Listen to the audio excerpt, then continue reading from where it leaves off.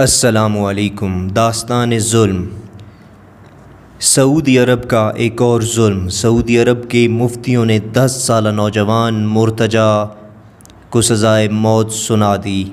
Qatif کے اس نوجوان پر الزام ہے کہ اس نے سائیکل پر اپنے 30 ساتھی بچوں کے ساتھ حکومت مخالف مظاہروں میں شرکت کی ہے۔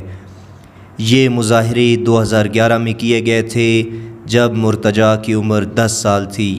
اس کے علاوہ اس نوجوان پر الزام لگایا گیا ہے کہ یہ دہشت گرد تنظیم کا حصہ ہے۔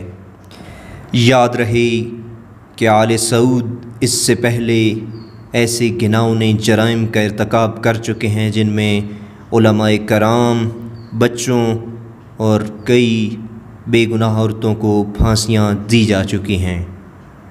یہ سراسر انسانی حقوق کی خلاف ورزی ہے اور دین اسلام کے قوانین کی سراسر اور کھلم کھلا خلاف ورزی ہے، جس کا حساب آل سعود کو دینا پڑے گا۔